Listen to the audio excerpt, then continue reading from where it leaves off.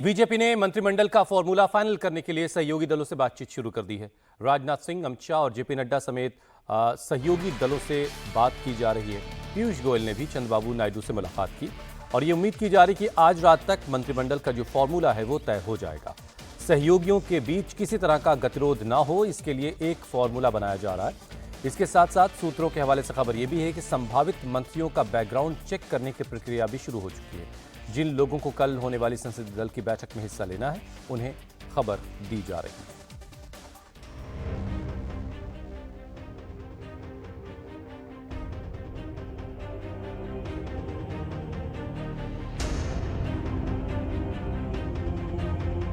मैं नरेंद्र दामोदर दास मोदी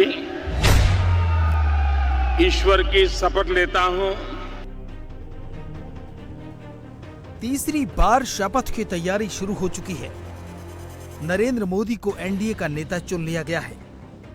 शपथ से पहले ही दूसरी औपचारिकताओं पर एक टीम काम कर रही है, तो दूसरी टीम भी इस गठबंधन को जोड़ने वाले फॉर्मूले पर काम शुरू कर चुकी है।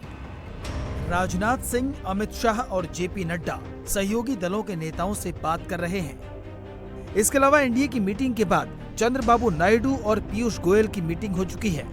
जाहिर है नीतीश और नायडू दोनों ही एनडीए में रहते हुए अपनी शर्तों को मनवाने में पीछे नहीं हटेंगे। नीतीश कुमार और चंद्रबाबू नायडू दोनों ही अपने राज्यों के लिए विशेष दर्जे की मांग करते आए हैं। दोनों इन मांगों को पूरा करने के लिए पूरा जोर लगाने वाले हैं।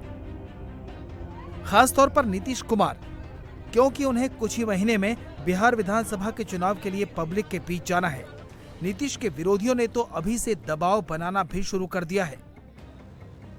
एक अच्छा मौका है उनको किंगमेकर के रूप में अगर हैं तो कम से कम इतना तो होना चाहिए कि बिहार को विशेष राज्य का दर्जा दिलवाएं और पूरे देश में जाति जनगणना करवाएं और जो बिहार का आरक्षण बढ़ाया गया 75% उसको शेड्यूल 9 में डाल दें। दो बड़े जो सहयोगी हैं, बिना उनके अब सरकार चल नहीं सकती है, तो काफ़ी दबाव जो है हमको लगता है अगर देने पर पावर है, संख्या भारी है, तो बिहार के लिए तो इतना करना ही चाहिए।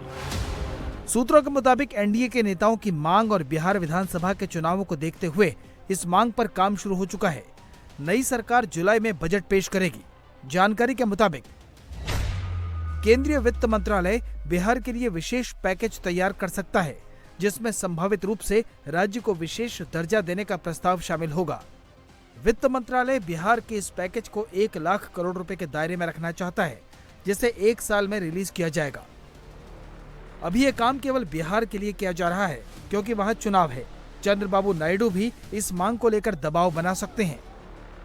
हालांकि सरकार बनाने का फॉर्मूला केवल विशेष राज्य पर ही नहीं टिका है। सूत्रों के मुताबिक हर 5 सांसदों पर एक कैबिनेट मंत्री के फॉर्मूले पर काम हो रहा है। कम सांसदों वाली पार्टी को राज्य मंत्री का फॉर्मूला दिया जा सकता है। इस फॉर्मूले पर काम शुरू हो चुका है। आज देर रात तक इसे तय कर लिया जाएगा।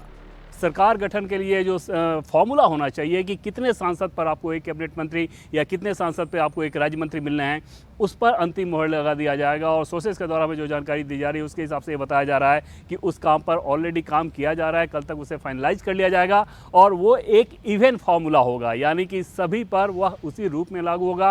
अगर 5 सांसद पर एक कैबिनेट मंत्री दिया जा रहा है तो वो फिर सब पे उस तरह से लागू किया जाएगा और फिर उसी हिसाब से अगर सांसदों की संख्या ज़्यादा है तो दूसरा कैबिनेट मंत्री या एमओएस को लेकर के कोटे की बात की जाएगी। ये इस लिहाज से किया जा रहा है ताकि किसी प्रकार का कोई गतिरोध नजर ना आए।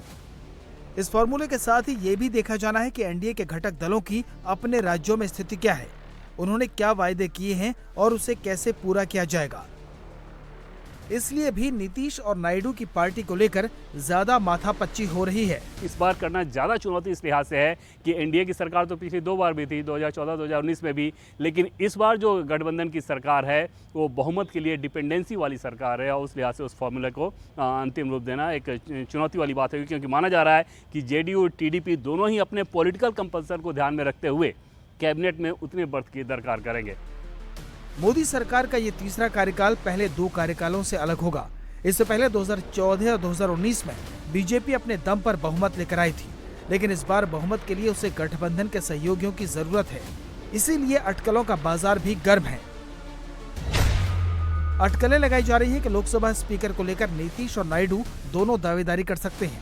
दावा ये भी किया जा रहा है कि जेडीयू अपने लिए रेल मंत्रालय मांग सकता है। नीतीश कम से कम 4 मंत्री पद की मांग कर सकते हैं।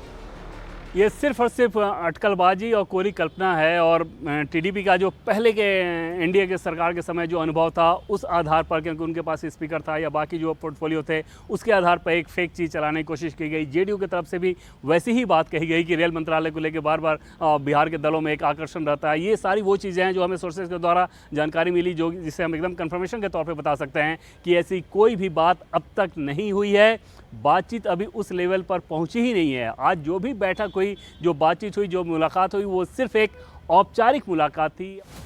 नीतीश कुमार की मांगों को लेकर भले ही अटकलों का बाजार गर्म है, लेकिन एक जानकारी पुख्ता है कि सरकार बनाने की तैयारी के साथ साथ मंत्रियों के नामों की लिस्ट भी तैयार होने लगी है। एनडीए के नेताओं की एक टीम इस पर काम कर रही है। हालांकि इसके लिए पूरे 2 दिन का वक्त बाकी है।